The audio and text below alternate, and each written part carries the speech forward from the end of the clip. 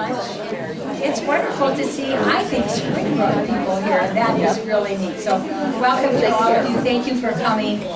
Beautiful, beautiful fall day. We need to be very grateful for the wonderful things that we have. We have a birthday card going around for Richard Eugene Stimmel. And we have, sadly, a sympathy card because we lost Jack Marlowe, who was such a good friend of many of you and of the Historical Society. So, okay, I want you to know that we have all of the new Anthony the Mouse books. For those of you who have children, grandchildren, Anthony the Mouse is just a special little book. It's done, if you haven't seen them, they're beautifully illustrated, done by the Wagner family from Bellevue. It's a family business, and we're proud to support them. And he told me that they're now one of the largest distributors of children's books in the whole country now. They're awesome books, and they're upstairs for you to look at. Think great Christmas presents. Okay, and he gives the Historical Society a discount, so it helps us a little bit if you buy them from us. That is great. I want to just tell you, there's flyers on some of the tables about the Halloween fundraiser that the Historical Society is having.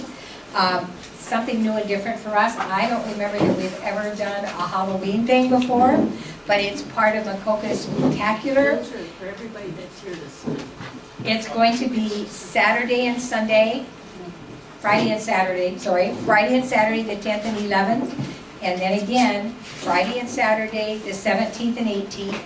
Here at the museum, downstairs is going to be a wonderful place for small children to go and hear spooky Halloween stories, but not too spooky, and just see some neat things. And that's from 5 to 7, and then from 7 to 9, everybody who's brave goes out to the building behind for a very scary haunted machine shed experience. And there'll be food available at the depot, and it'll be just a nice time for everybody, and again, a fall fundraiser for the Historical Society. So we hope that everybody will come, bring your grandchildren, just have a good time, and if you've got a couple hours to donate, maybe talk to Dixie or Diane, or we would certainly love to have your help. Doesn't have to be any, just maybe to sit around and keep an eye on things. Lots of things that we need done. I wanted also to tell you, speaking of volunteers, which we need, for the month of October, the Jackson County Historical Society had 1,074 actual hours volunteers.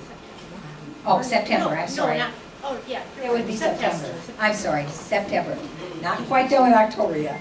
Okay, and we want to thank Sue Mayberry. She keeps track of all those hours, and she and I both know that there's a lot of hours that don't get reported. So thank you for all of our volunteers. Brown Bag Lunch next week is going to be done by Philip Owen. He's done a lot of research, and he's going to be talking about the 250th birthday of our country. Excuse me. And we're going to have a special Sunday program that I hope you'll all put on your calendar. It's going to be October 26th, Sunday, October 26th. It's going to be by Bill Green. And Bill Green is a wonderful researcher. He's going to be talking about Seeberger's Cave. For those of you who are interested in our Native American past and that sort of thing, it was an excavation that was done here in Jackson County, out near Fulton, Iowa, the Seeberger Cave. It was the original excavation was done in 1926 by Beloit College, and there's just been wonderful, wonderful slides, and it's a great, great story. So hopefully you'll come to that. I think it will be at 2 o'clock Sunday at the Fairgrounds Museum. So please put that on your calendar, because he's got beautiful slides, and he's an extremely great researcher and expert on this subject. So you won't want to miss that. And then today, Brown Bag Lunch, we're talking about Springbrook. Yes, yay. And we have a lot of people here, and I've said, please, if we have things wrong, correct us. If you've got things to add, chime in, because this is very informal, and it's just so that we can correct our information, and so that we can add new information. So please share what you brought. We have some things up front for you to come and look at later. And I don't know how many of you have ever seen this before, this unique, shouldn't really call it an artifact, but this unique depiction of St. Peter and Paul's Church in Springbrook. So it's just awesome. So you know, this was made for a member of the Hoffman family. It was made by John and Rita Matthew. I have a hard time pronouncing some of your Springbrook names. Some of those Luxembourg names. They live in South Dakota. Now when this was made, and it was made in 1977 for the wedding of Keith Hoffman. And it's amazing. So please come up afterwards and look at it. I put on the screen Pat Costello's wonderful painting that he made of the Springbrook store. He calls it the Springbrook store. And I just think it's nostalgic and wonderful. I think he made 144 signed copies of this. So hopefully maybe some of you have that. I would like to have it. I think it's really nice. And it was a postcard as well. Okay. All right, so also, like I said to the ladies, keep an eye. This hasn't been plugged in for a very long time. And I worried when I plugged it in, and we don't want the church to burn down during the day. But it's delightful. It is very detailed inside, so be sure and come up and look for it. Oh, I know, I was going to tell you. So the Historical Society accepted this as a special display, okay? We are not going to accession it. It's really an artifact. And we are so short of space. But we're going to keep it for the time being, but it's looking for a home. So if there's a place in Springville, Town Hall, somewhere, Springbrook. You know what, I'm going to be doing that because before we got this, I was preparing a thing on Springville. Oh, I'm sorry, I'm going to do that, I know I am. If there's a place that you can think of that it would be preserved and that people would be able to see it, that would be wonderful. The family can't keep it any longer. I don't know how long we'll be able to keep it because we're still short of space. But I think you'll find it's unique and wonderful and it needs to be preserved, so it needs a home. And so that was part of the reason for this program today. Okay, so there is the actual church. And again, that's a 1976 picture. But isn't that amazing? They did such a great job. And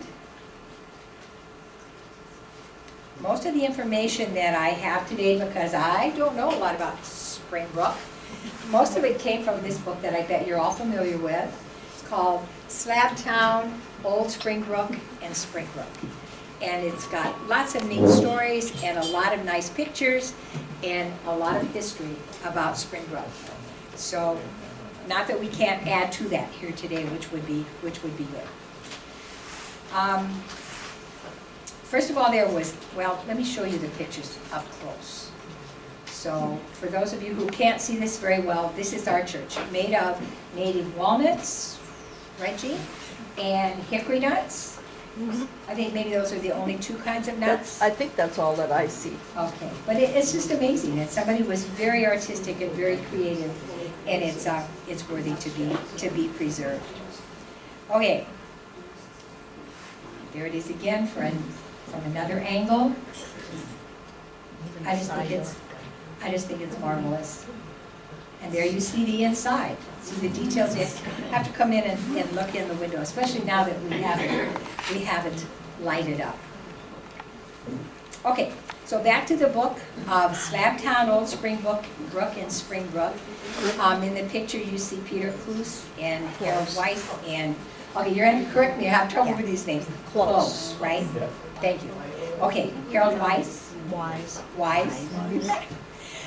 Harold Simon the Mayor and Viola Close. Okay, so this is the man that wrote the book, and he had a lot of help probably from some of you. He was born and raised in Springbrook, and he began his educational career in teaching by teaching at the rural school that was in Old Springbrook.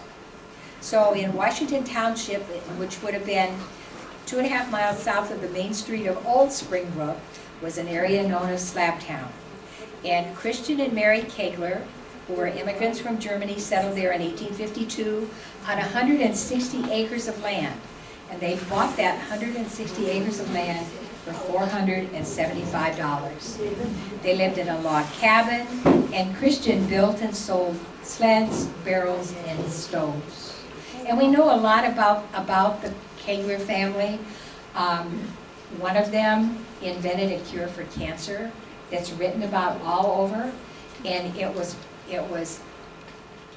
getting more and more publicity, proving to do great things, and he suddenly died, and took the secret of the cure for his cancer, at least, to his grave. So they did a lot of amazing things. They ended up going to Bellevue. They built, is that better? Can everybody hear? That's better. That's better. Okay, thank you. Keep reminding me. They built a beautiful house in Bellevue, and they invented some things like something that goes in a cistern and brings the water up. Pump. Water pump? Thank you, water pump, yes. They invented that and patented that, so they did many things. So we've had whole programs about this same Kegler family. But they started out in Slabtown, and then they ended up moving to Old Springbrook. So we also have just some old pictures from our file, just to kind of start things off. That's John Schaefer's sawmill and the old Slabtown school. And it was school district number 5. And it was replaced, this is the old school, we think, and it was replaced about 1920. And it was there for quite a very long time. And right across the boundary, so this is in Washington Township. Thank you. Right across the boundary into Jackson Township was Old Springbrook. So Slabtown and then Old Springbrook kind of straddled the line. In 1841, pioneers from Pennsylvania were living there, and it was known as a Yankee settlement. It was a Protestant settlement. In 1846, they established a post office and the frame school that was built. There was a general store, and both the Methodists and the Catholics built churches, and the Baptists met in the schoolhouse, and there was a UP church. Maybe that means United Presbyterian. I don't know what UP for sure stood for back then. And there were businesses, little businesses in Old Springbrook, but there are not many records about those. And still in Old Springbrook, there's a Methodist and a Baptist cemetery. So if you look at the plat map, if you look at the plat maps, there's the 1913 and the 1893. You can see a little bit of the differences. Everything kept just slowly moving toward the center of Jackson Township, and that's where Springbrook itself was founded in the 1850s by early immigrants from Luxembourg. And before 1900, history says that it was referred to as New Springbrook, 2 words, New Springbrook.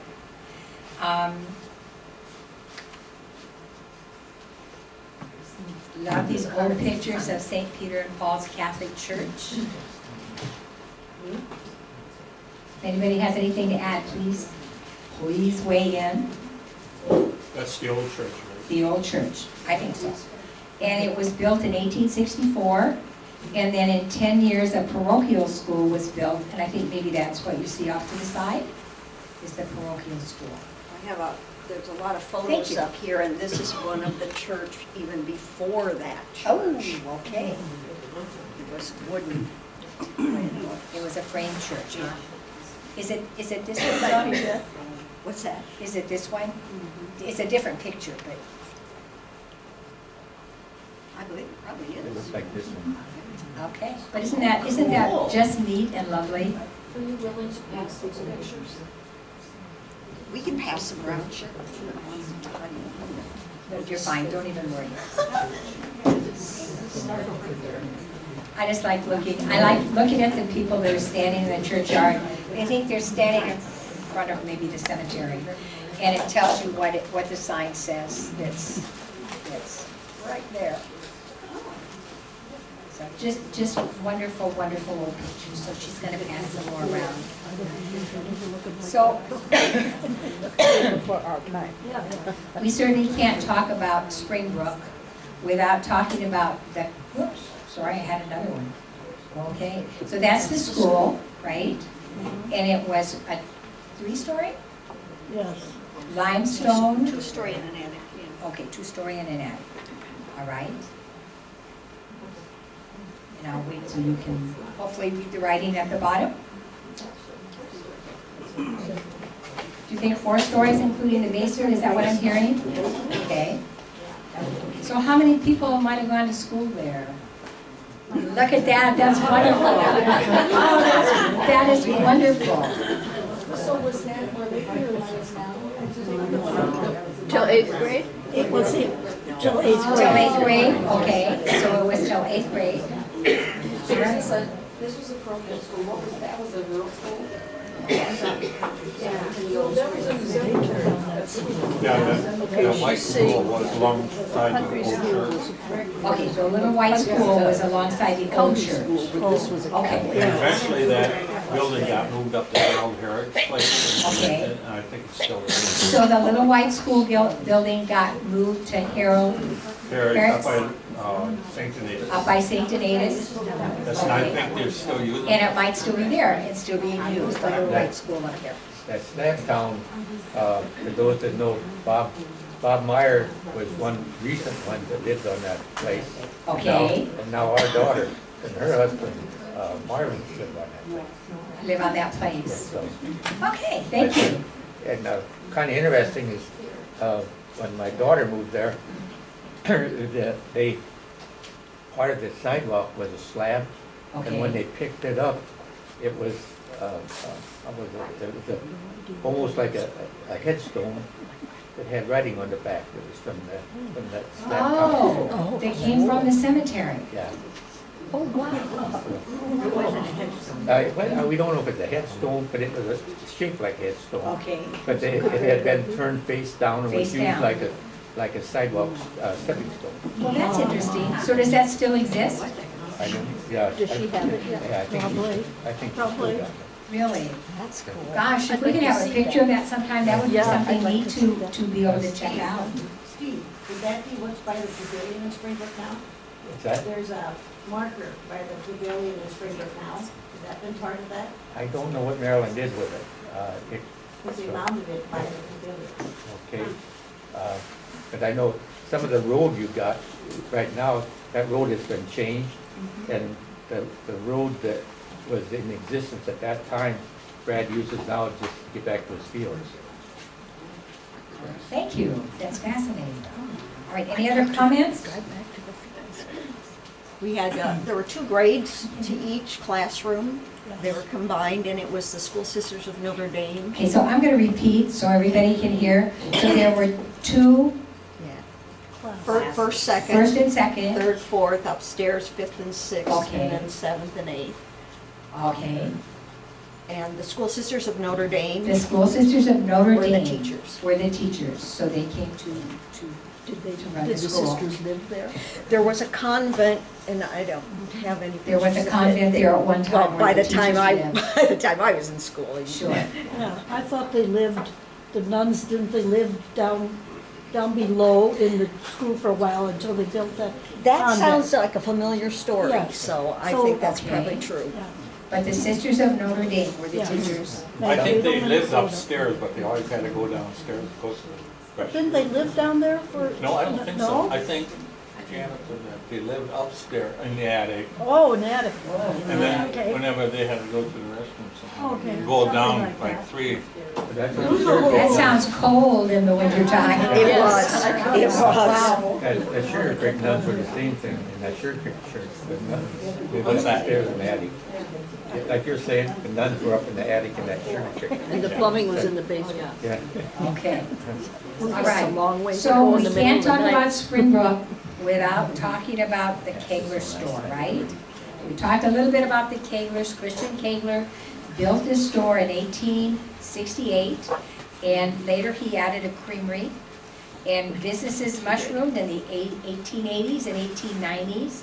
We know that John and Peter Weissman were the stonemasons.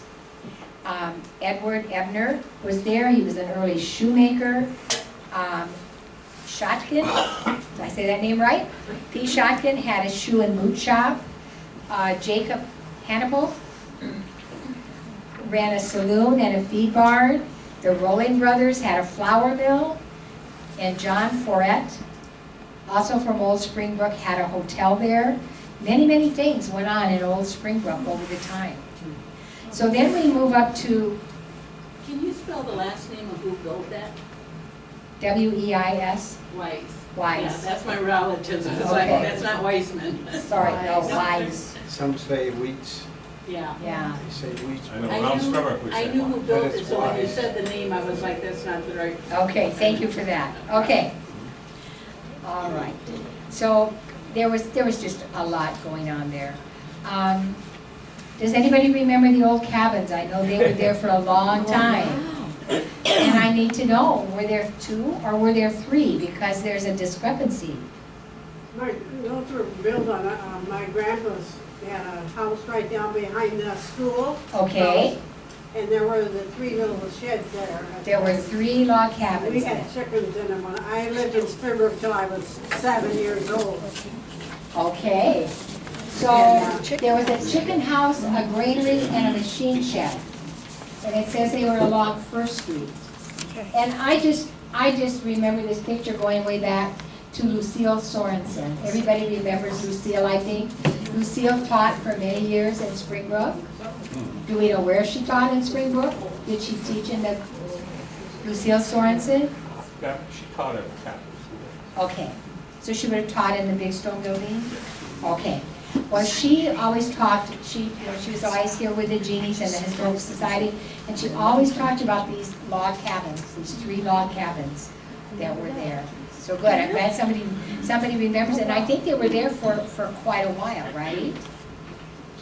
So, we go to, I do, you're going back to the store. okay, When did Gunners take possession of that store? I'm getting there. Oh, okay. But thank you. Maybe I don't have things in very good order. But yeah, we need to talk a lot about this meat store. Okay, so built in 1868 by the Keglers, 1904. Okay, in 1904, the Donners purchased the store. He went there from Bellevue, I believe. He moved from Bellevue to St. there. Denis. Oh, St. Denis, thank you. Okay. And it was a general store, and it was a post office, and it was a National Register site. And that's so important, that it's a National Register site. It brings so much. It brings extra money from the state if things need to be done, or from the federal government even. It's just really important that when buildings are put on the National Register. Some people think it's more of a nuisance, but I've seen so many places that are saved because of that. And they can get grants, et cetera, et cetera. Go ahead. Springbrook folks, is this the dance hall? Oh, I wanted to know. Could be. I think that's the Does dance anybody hall. know? Can you see? Yeah.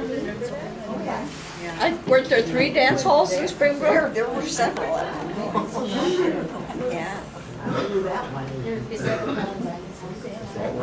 I remember going to a dance hall, but I didn't know. My dad talked about What that. is there now? Is that building still there? No, I don't think so. That'd be almost where Zymon's built their house. Yeah. Okay. All right. So That I the would store, I can remember going in there, and of course, years ago, Sure. they would have cookies in great big boxes, and you took a sack and you took out how many cookies Is you that want. right? Yeah, things were like that. We're like that. Yes. All right. Any other memories of that Kegler store or the Gunner store? Sure. There was a locker. I mean, Remember when we first married? right. I think we may have a picture of that. Maybe not. Okay. So behind the cars to the front of this building was the locker? Yes, there was a locker in the back. Oh, it was around the back. Around the back? Yeah. They Okay. butchered off into, I'm gonna say, the left side in the back, and there was a big walk-in locker that you Okay. could rent a box. Those were the days before everybody had a home freezer. Sure. And so that was, or if you had an excess that you could get in the freezer. I can remember like going in those front doors and there was cards and kind of like general everything. A general store. Yes. Cards and school supplies right as you went in and to the right, absolutely. Yes. Groceries, and then the old place was the hardware And got part. their things Yeah, out, the old sure. Yes, and hardware. that, where those gas pumps are, Yes. and towards the front, that was like farm supplies, wasn't it? I think so. Farm supplies, fencing, whatever you needed on the farm. The store was more than just a grocery store, you know. It was the center of the community, I'm It sure. was, that was owned by my aunt and uncle. Okay. And the say post their office. names. I was a shekel, Okay. but Alberta was a shekel. That's Shekel. Okay. That's her grandma. All right. Oh, yeah, okay. We're reuniting families here. Yeah. That is a good thing. Okay, so if we talk about 1893, history says that there was a conflict in the community. I know that no one was there then, and to remember, but there was conflict in the community. We talked about the Protestant Yankees. They got upset, they sold their farms, and they left the area.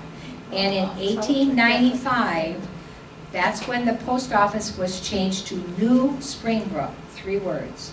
New Springbrook. The businesses and the residents continued to move westward. You know, from Slabtown, they continued moving over toward the new area. And all of a sudden, very quickly, about the same time, everything just became Springbrook. All one word, Springbrook.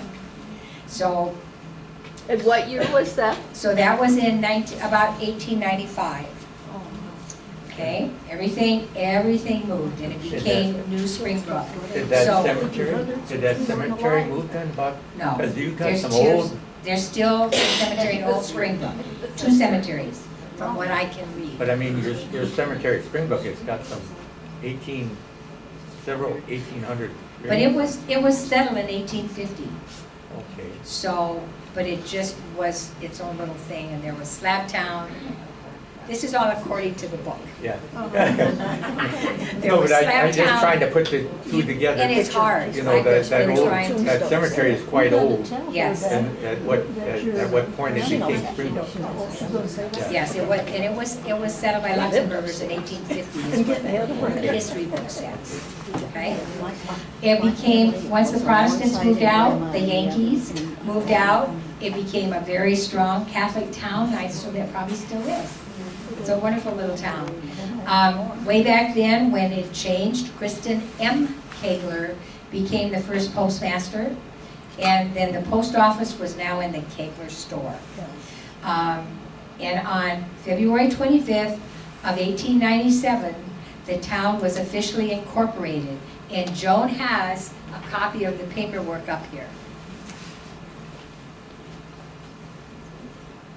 Kind of hard to read, but you're welcome to step up. The other thing that's kind of hard to read is this is the actual census from 1888. And I can read Kegler and a lot of little names, but it's very difficult to read. And there's also, what about 8 pictures of the store from different eras that I have. I was Joan Gunner, and Alberta was my grandmother, and we lived upstairs on the one side, and Grandma lived on the other side. There were 2 apartments up there with other cousins of ours. My dad did the farming part mostly, so he didn't have a whole lot to do with the store, although there were certain times when everybody in the family did something with the store. And then Grandma and the rest, yeah. But yeah, there was a smokehouse in the back for a time. There was a slaughterhouse for a time. Besides that freezer room, there was what was called a chill room. So like if someone shot a deer, they would often bring it in and hang it. It would keep it cold, like it would keep her produce cold.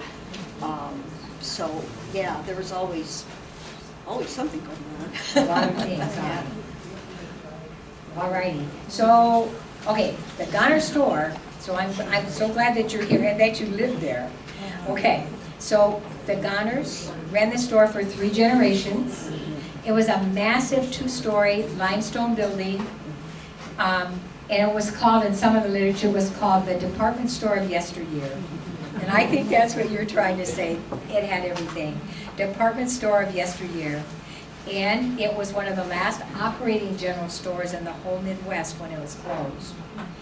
And the National Register papers say that there were 13 upstairs rooms. Does that sound right? Approximately. Probably changed from time to time. No, that sounds right. About 13 rooms upstairs. There was a huge cistern beneath the first floor. So there's no basement, it was a cistern. Oh, no, there's a basement. Oh, there was a basement. Oh, there's a too. basement. A dirt floor basement. Yeah. Okay. Dirt floor. That's where they kept their plumbing supplies. And that sort of thing. Potatoes. Plumbing supplies were kept in the basement. Okay. I wonder what they used for refrigeration, if they, you know, that early refrigeration, at what point electricity would have came to It'll Springbrook, come to Springbrook. would be the type of refrigeration we know. We hear our grandparents talking about ice, Yeah. harvesting ice. in Harvesting winter. ice, So if they got a exactly. big ice, they have a big ice building someplace. Sure, there probably was. I haven't read about that, but I bet there was. Yeah. Okay. Well, it was added to the National Register in 1985, and at that time, it was said to be the largest and best preserved stone commercial building in the state. And that was the Iowa State National Register secretary that reported that to Lowell Carlson. So that's what it says. It was the largest and best preserved stone commercial building in the state. Okay, the post office, like we said, was in the old building, and it had been there since Goners took over the store. And it was always said to be back in the corner by the potato chips.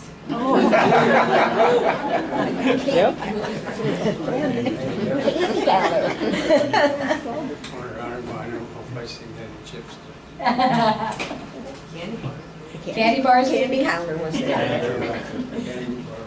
Okay. So the same 3 generations operated the post office, and it talks about how they got new post office boxes, but you could walk into the Goner store and you could walk over that direction and you could see if there was anything in your box. Is that right? Yep. You could look in your box and tell whether you have mail.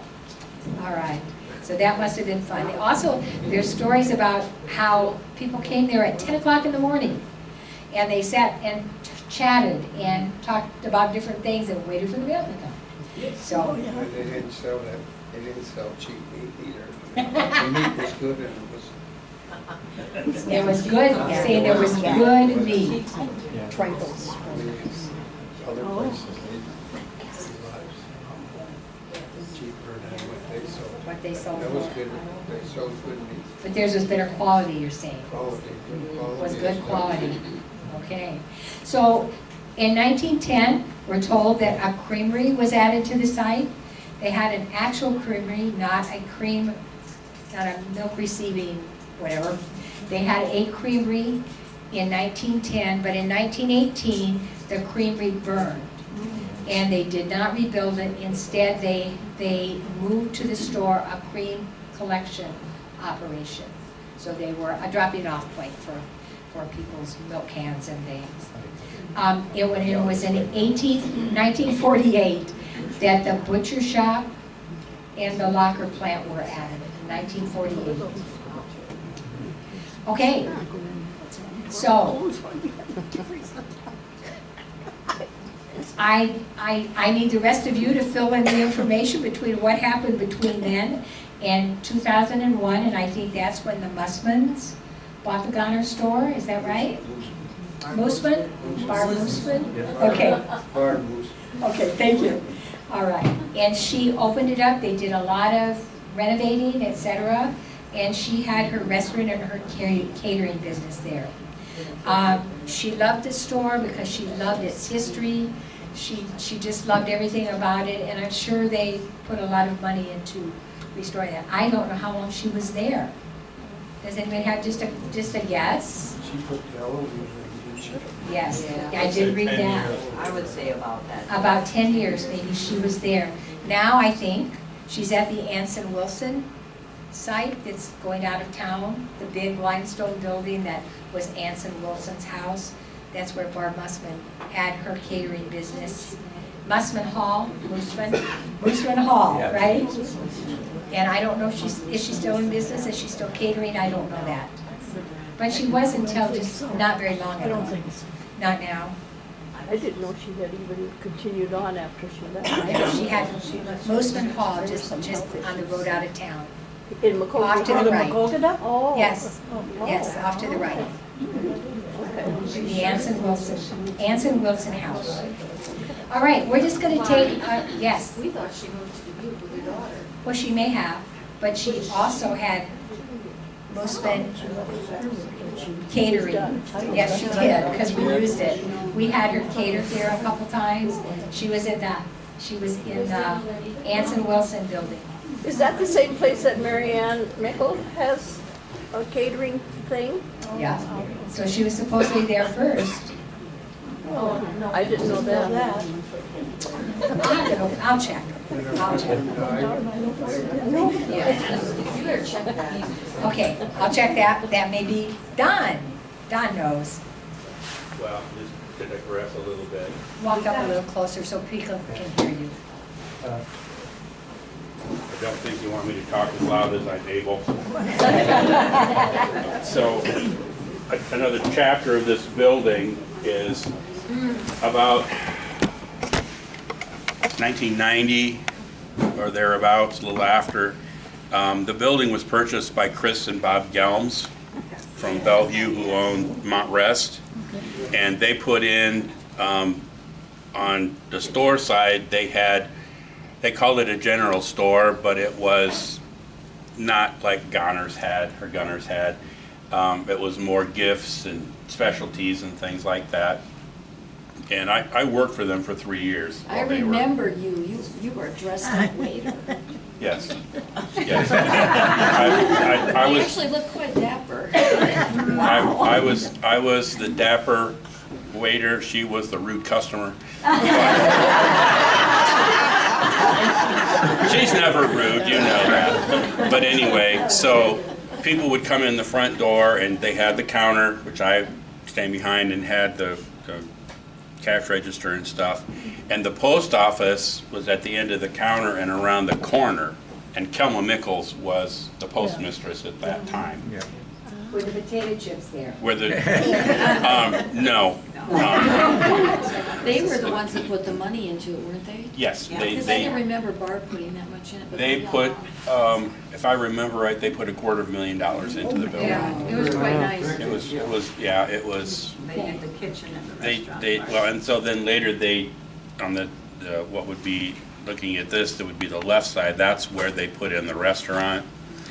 And she had me, there was a door between the restaurant that went back into the kitchen area that had 3 huge glass panes. She had me etch roses on those to kind of hide stuff that was back there. And so not only did I work at the store, but like you say, I worked at the restaurant. And she insisted that people would want to buy sets of dishes from the restaurant. So she bought dishes, cheapest glass thing, I mean, it was appalling. But anyway, there were some people, and she had boxes of them upstairs. And so if somebody wanted one, which wasn't all that often, she'd say, run up and get a box of those. It's like, okay, do I drop them on the way down or not? But anyway, one time, a couple wanted 2 boxes, so she said, come up with me. We went upstairs, and we came to see the door on the 2nd floor, which would be on the right side. There was a door inside that went in where those 2 windows are, and the door was always open, no matter what. It was open. You'd shut it, it would swing open. Well, it was shut for some reason, and so she turned the knob and it wouldn't open. And she's like, huh, so Chris, being Chris, and I love Chris to death, but she had some character traits that I didn't like. So she just took her hand and just smacked the door and it flew open. Now this was at dusk. The street lights were still on, or were on, and coming through the windows that you can see there. So I was standing, she was here, I was right over, and she hit the door, it flew open, and for that fast, on the outer wall, or the other wall, where the light came in, there was a man standing there like this with a bowler hat on. And he was there for just that long. And Chris said, did you see that? And I said, no. Or I said, did you see that? And Chris said, no, and neither did you. And so we went in and we got the dishes, and I had to go back up there the next day for something. I mean, she shut the door. It's like, you stay in there. Shut the door. But the next morning when I came to work, I had to go up there and the door was standing open and I couldn't get it to stay shut. So, you know, that was the only time in 3 years that I ever knew that that door wasn't open all the time. Also upstairs, when I was upstairs, I could hear footsteps following me around. And it was very definite. There was no like... the chills on your neck and everything? Well, not really. I have ghosts at my house. It's like, go away. But it is one of the authentically haunted places in Jackson County. When the girls, so you went through the door that I did the etchings on, turned to the left, turned to the right, and that's where the girls did the dishes. And there were times late at night after everybody had gone home, I was there helping clean up, the girls were doing dishes, and we could hear music from upstairs, dancing, like fiddles and stuff. There was nobody up there, there was no radios up there, there was no nothing, but you heard, and you could hear the feet on the floor dancing. And I experienced that myself. Now you can say that I'm crazy, many people do, but I know what I experienced. This is Dawn. Yeah, this is Don Wetwood, for everybody who doesn't know. Should we ask somebody if you knew the ghosts were Joan there? lived there, were the ghosts there when you were there? Not that I know of, those are our bedrooms up there, so. Right, so I mean, You're on you were talking about those on Grandma's side, so unless. Maybe the ghosts stayed over there with, I was looking for the, I thought I had a picture of, But you know, they may have come out after you sold it. Yeah, that's what I'm wondering, yeah.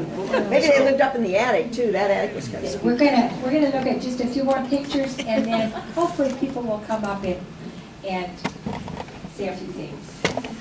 There's the old, I love that old truck. That was the Goner store truck, and evidently they had a warehouse in Bellevue, so all of their supplies and everything came probably by river, right? And then they had it taken to their warehouse, and then they went to Springbrook. So I just think that's an awesome picture of the truck. And just like in our collection, this is 1909. It's just looking north on Main Street. I don't know who remembers what or what's still there, but please weigh in. Richie Hayes said that blacksmith. Was that the blacksmith shop? The dance hall was first, I believe. Yeah. This? Well, I think they use that for the dance hall too. So where was the dance hall? Right there where that arrow is. Right here is the dance hall? Yeah. Okay, and then this is the blacksmith shop? I think Isn't that Richie's shop there? Yeah, I think he owned it after the Schmitz had it. And then this must be the saloon and the inn, and this must be the Hannibal, do I say that right? Yep. Okay, Hannibal Barn and Livery. And I think the next building was where my mom used to say that when they went to church with the horses, then they would put them in there. Right here? Right. Okay, the livery And station. they would The livery. store the horses in there during mass or whatever. Okay. All right. Then this is West White Street. A long time ago, huh? Yeah, that must be Fritz's house. This way? This one or this one? Whose house, Jack? It would have been my uncle. Teddy. So are we talking about this one or this one? house? Yeah. This And then the one, one like, this one. Which house? Whose house? Jack. well, it's still Jack. there, but they just added. Jack, whose house did you think It it would have was? been Fritz Tabby's. Oh, okay, that side looking On the down, left okay. or right? It was the home and. Oh, yeah, which one? Fritz on the left or right? Where, right here, she has a pointer, I understand. Right here? Okay. Yeah. Well, I mean, there's one that goes kind of like this. So he must have built, you know, the. So that picture isn't dated, unfortunately. I had given you rationality there. Oh, we are on the east end looking west. Okay, so there's the Hannibal Barn and Livery Station, and that's where we're saying they put the horses while people were at church. Okay, and later it was owned by Arthur Kilberg, and he sold it to his brother, and then it was torn down in the 70s. And I just love this beautiful house. Look at that, Mary Hoffman Gasper house. So maybe it's this Hoffman family, it must be. Okay, your great aunt? Somebody's great aunt? Back there. Okay, that was your great aunt's house? Mary Ellen? Yes, well, she lives there. Okay, Is that still standing? is it still there, do you know? It burned. It burned. It burned down? Did it burn? I don't know. Okay. Yeah, that was, yeah. Which part of Springbrook was that in, the east or west? That's, west, West end? yes. West Is that Springbrook? up by the ball diamond? Out by the ball diamond? It burned down, it was, Judy Gladys. But isn't that beautiful? Jack, is that out by the ball diamond? Lucy Clausen used to live in a big That house. close, no, but yeah, down in that area. It says that up there. Lucy Clausen used to live in that big house. Oh, yeah, Next it's to the in ball there. diamond. And we know from the minutes of the city councils that in April 5th, 1919, Mary Gasper, who owned this house, was granted a permit for hotel lodging. So she was able to accept people, to rent out rooms as a hotel. So that certainly, but isn't that beautiful little house, well, big house? We heard there were two houses built side by either sisters. My son lives in the one that would be next to it now, Okay, and that was a Huffman house too. okay. The one actually burned down was El Teddy that lived there. That'd be on the south side of the road. Is it the big house that's still there? Was the Chad other is one? in the big house, yeah. That's, Yeah. so this was just a sad but funny story that I came across in one of the newspaper articles that we have. So on the 4th of July of 1913, these young men, Arnie Pinnell was the one driving, I assume. They were in Bellevue, and they borrowed a car, and they headed for Springbrook to celebrate the 4th of July. And they got partway there, and the car broke down. And they said for whatever reason, they just couldn't get it to go anywhere. And so they decided that they would leave it. They would leave it overnight, and they would go back and pick it up in the morning. But they were worried that if they just left it in the road, that somebody would run into it. So one of them decided to strike a match and light the rear lamp so that people would see, and the car exploded. There was a huge explosion. It does not sound like anyone got hurt, but the car itself, 1913, that was a pretty early car, was enveloped in flames, and in a matter of a couple minutes, it was just gone, a total loss. And you can kind of see how decrepit it is there. And it was valued at $650. That was the price of that car. So, but Art Manderscheid, that's a name I know, and so I just thought that was a fun picture. Those were gas lights then. Yeah. So, also from the town records, in 1914, the town, being worried about fires, purchased their first fire apparatus, as they called it. It was a pump cart. It was powered by a gasoline engine on two wheels, as you can see, and it was purchased for $600. And long before that, Springbrook had its fine volunteer Fire Department, and this was kind of their first acquisition. They kept it in the town hall. And so, does anybody know what happened to this fire cart?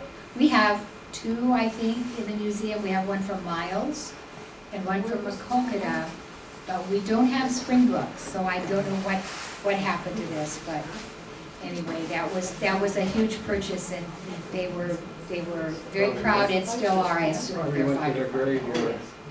Was there an All old that town stuff went hall? to- Yeah, there was. What? Is there an old town hall there? I don't know, in 1914? There was one there later than that. I apologize, Doris. I didn't know a lot, but not everything. I should go back to Do you don't that. remember stories about it or anything? I know there was a town hall. I don't think I did a picture of it, but I've read about the town Yeah, hall. there's- So I know there was a town hall And where fire this was, stored. So, and then they stored the cart there. The fire hoses were stored by the Schmidt brothers.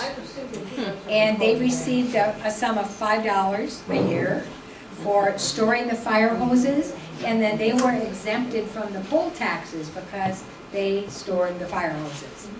So, also in the town records, in July 5th, right after the 4th of July, right, of 1924, they passed an ordinance that any person causing a disturbance after 9 p.m. should be considered as having violated the law and therefore should be punished. There you go. August 9th of 1924, the city published a budget of $230. That was the budget for the city for the year, $230. And on July 25th of 1925, they passed an ordinance stating that planks had to be placed on the sidewalk before tractors or steam engines could cross over them. So they were doing their thing. They were passing ordinances and keeping them going. So somebody asked about when electricity came. The REA reached Springbrook in the 1930s. Okay. By 1959, there was a water system, but it was a customer-owned water system. But the city grew substantially in the 1960s. And in the 1970s, a city-owned sewer system was installed, and the town purchased the water system that had been owned privately. So all that was done, and they were up and running. And we saw the town park here. The community established the town park in 1973. And it was on the grounds of the former parochial school. Is it still there? The park Oh, is- yeah, right. Yeah. The park is still there. Okay, and the Moots family donated the bell. But I don't know where, I assume it was from the schoolhouse, from the schoolhouse. Okay, and also, and I don't think it shows here, there's a plaque, maybe it's the one somebody was just talking about. There was a plaque there that also came from the school, is that right? Okay. So moving forward, how many people remember 1980 when E17 was finally paved or hard surfaced? And I'm sure that that was helpful. It was 6.1 miles of hard surface to be completed in 45 working days, and that 6.1 miles cost $598,365. And it was done by a construction company, Fred Carlson, out of Decorah. So finally, the paving came. I just had to put a picture of the Oklahoma Cowboys in there. The Oklahoma Cowboys started in Springbrook, right? There's other stories. There's 3 different people that claim to be the originator of the Oklahoma Cowboys. One is not Ann Knight, though she played with them. She doesn't hear me. Anyway, the Oklahoma Cowboys, everybody remembers the Oklahoma Cowboys. We're very proud at the other museum. We have, I'm sure they had many drums over time, but we have this drum, I believe. Some of them have a different picture on the front. But the Oklahoma Cowboys. And you still have the Whispering Meadows Resort, correct? It's going strong, I understand. 3 miles south of Springbrook. then I have to just show you, this is one of my favorite things for the Historical Society. This is a Cooper buggy. And the A.A. Cooper Wagon and Buggy Company in Dubuque became very famous, and they made wonderful buggies. Well, this buggy was purchased by Henry Casper Deppy. Henry Deppy. His father was Casper Deppy. He bought this in order to court his future wife. And it's just such a neat story. So they kept it all these years. They kept this buggy in very good repair. And so we were really happy to learn this story. Well, they came in and talked to us, and they wondered if the Historical Society would accept this buggy as an artifact, and we were really pleased. So we set up a date when we could be here. We sent out a truck and trailer to pick up the buggy, strap it all down, bring it into the machine shed on the fairgrounds, right? And so the appointed time came. It should have been arriving. All the doors of the machine shed were open, and a lot of us were there, and we were watching for the buggy to drive in. And all of a sudden, we hear a truck coming, and the truck comes in, and it's pulling the trailer, and we couldn't see a single thing on the trailer. So we're like, oh my gosh, what happened? Did it bounce off somewhere along the line, or what happened? Well, it turned out that when the trailer got up to the door where we were, we could see that the buggy was indeed in the trailer, but it was in pieces because it had been taken apart to be stored. Well, the people who donated it to us didn't know that it had been taken apart and put away, so they didn't forewarn us. So for a while we had the buggy, but this is what it looks like now. Thanks to Phil Gent, who reassembled it. He had parts restored. The seat was missing, so we couldn't even see the seat. The seat was missing, so we replaced the seat. But it was Carol and Joseph Schaefer who donated this buggy. It's all been restored. It is in the building on the fairgrounds if you ever want to see it. We get it out every now and then when we have something to hitch it up to. And so we're really grateful to have that buggy. That was neat. And then I have one more picture for you. Look at that. I gotta thank Joy Knudsen. She sent me that picture last night. You see that? And here are the names. So we're gonna, if there's anybody you think you recognize, we'll have to go back and forth here, but those are the names. Anyway, thank you for that.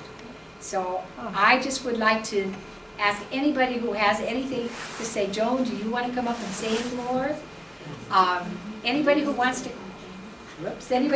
come up and talk about Springfield, please, Springbrook, please come up, because that's how we learn. That's how we collect information. That's how we get the story right, because you can tell I got a few things wrong. Are there questions people have, I guess, is what, maybe collectively. That's good. Would you just come up and... I have a teacher voice, you know. Are there questions people have that maybe collectively, those of us that are here, would be able to answer? Springbrook is known for producing quite a few nuns and priests. Anybody know the exact number? Nuns and priests. I think I've got a picture somewhere. We've got a list. Yeah. It's quite a few, but Father Hire comes to mind. So if I could just show you, this file is all from the Peter and Paul Catholic Church in Springbrook. Thanks to Kathy Bailey and Eric, who have got our records straightened out. I bet the answer is in here. And you're more than welcome to come, to look, to copy anything that we have, correct anything that we have that's wrong. But I bet we know. Nice. Yeah, I'll have to look at that later. You bet. I have some photos up here, and one that's kind of neat. When the church, the current church, was consecrated or whatever, this was the whole parish whose picture was taken in front of the building. So, and then there are articles about that too.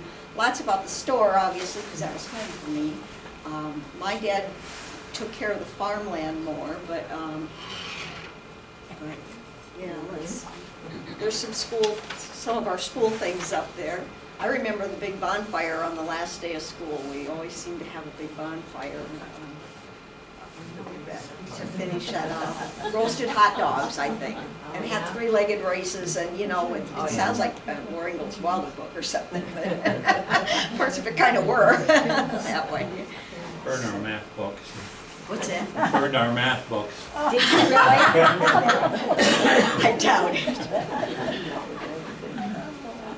I remember when they burned the school down, when it closed up. It stood there a little while, didn't it? Yes. Yes. And then they burned it down, and I was standing over in front of the store watching it burn. Yeah. 72? Okay. Yeah, one of my most vivid memories is the day that John F. Kennedy was shot.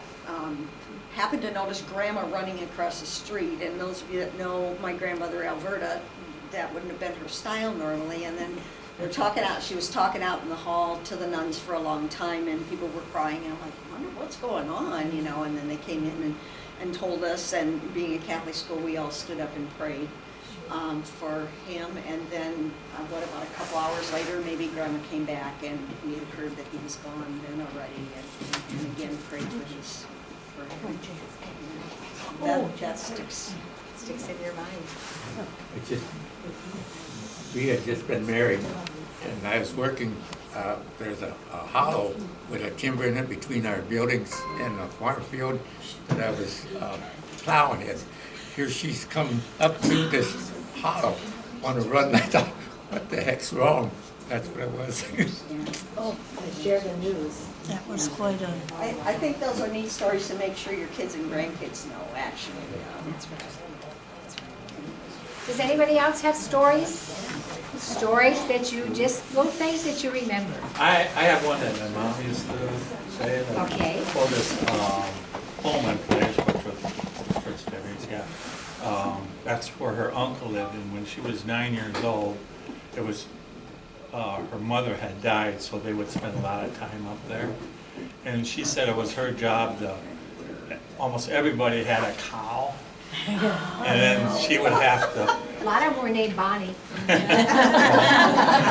she would have to chase the cows to the pasture and then bring them back, and she'd have to be so careful so they wouldn't walk on anyone's lawn, because otherwise she'd get chewed out. The book shows a picture of Clara Shekel, and Clara had just one cow, if anybody remembers her, and she had a I huge remember her. herb garden and everything in the back. I remember all of that very much. Oh, Yeah.